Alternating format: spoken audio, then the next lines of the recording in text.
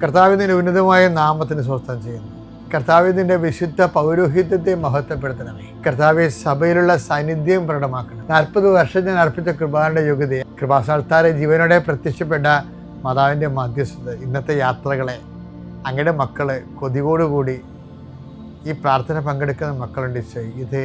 ഈ പ്രാർത്ഥന കൂടിയിട്ട് എവിടെയെങ്കിലും പോകണമെന്ന് പറഞ്ഞുകൊണ്ട് ജീവിതം സമർപ്പിക്കുന്നുണ്ട്. പലരുടെ കയ്യിലും പല രേഖകളും പേനയും ഡോക്യുമെൻറ്റും പരീക്ഷയും പാസ്പോർട്ടും വിസയും വിമാന ടിക്കറ്റും കർത്താവെ കുറേ സർട്ടിഫിക്കറ്റുമായിട്ട് ആൾക്കാർ നിൽക്കുക മുട്ടനിക്കണം.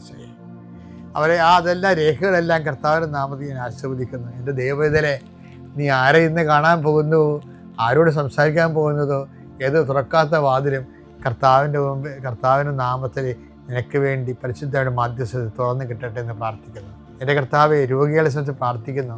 എൻ്റെ കർത്താവ്, മുടി കൊഴിഞ്ഞു പോകുന്നവരുണ്ട്, വട്ടത്തിൽ മുടി കൊഴിഞ്ഞു പോകുന്നവരെ കാണിക്കുന്നുണ്ട്. അവരെല്ലാം കർത്താവ് സ്പർശിക്കണം. അവരിത് മാത്രം മാനസിക സംഘർഷം അനുഭവിക്കുന്നു.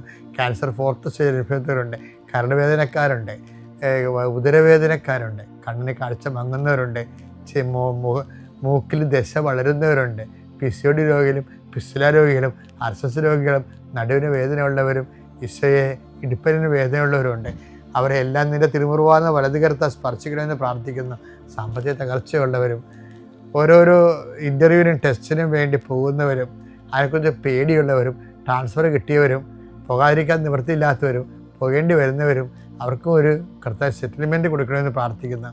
മക്കളില്ലാത്തവർ, വിവാഹം താമസിക്കുന്നവർ, കുടുംബസമാധാനം ഇല്ലാത്തവർ, ഭാര്യാഭർത്താക്കന്മാർ അകന്ന് താമസിക്കുന്നവർ, മക്കൾ ദുർനടപ്പിലായിപ്പോയവർ, തെറ്റായ വഴികളിൽ പെട്ടുപോയവർ, എൻ്റെ കർത്താവിൻ്റെ ഉന്നതമായ നാമത്തിൽ സഭയുടെ അധികാരത്തിൽ കുരിശടയാളത്തിൽ ദൈവശക്തിയാൽ ഇന്നത്തെ ദിവസത്തെ കർത്താവ് നിങ്ങളെ അനുഗ്രഹിക്കട്ടെ. എൻ്റെ പ്രിയപ്പെട്ടവരെ, സാക്ഷ്യം വഹിക്കുന്ന ജീവിതം, അതായത് മറ്റുള്ളവർക്ക് സാക്ഷിയായി ജീവിക്കുക. 5:16 അപ്രകാരം മനുഷ്യർ നിങ്ങളുടെ സൽപ്രവർത്തികൾ കണ്ട് സ്വർഗസ്ഥനായ നിങ്ങളുടെ പിതാവിനെ മഹത്വപ്പെടുത്തേണ്ടതിന് നിങ്ങളുടെ വെളിച്ചം അവരുടെ മുമ്പിൽ പ്രകാശിക്കട്ടെ.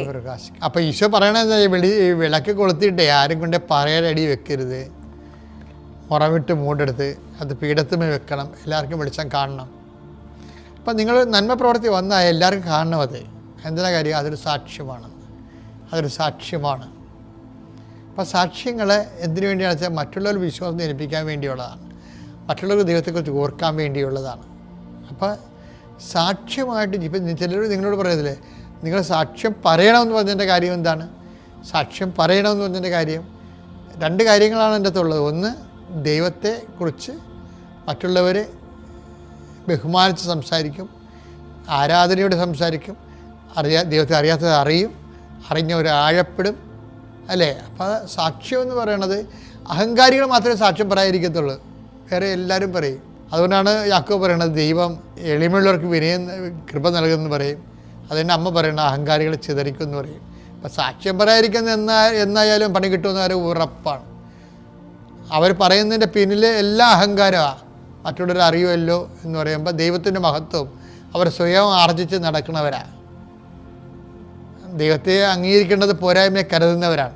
അധമവികാരം ഏൽപ്പിക്കപ്പെടുകയും ചെയ്യും, കിട്ടിയ കൃപ പോവുകയും ചെയ്യും. അപ്പോൾ സാക്ഷ്യം വഹിക്കുക എന്നുള്ളത് വാഗ്ദാനപീഠത്തെ സമീപിക്കാൻ വേണ്ടിയുള്ള ഏറ്റവും വലിയ യോഗ്യതയാണ്.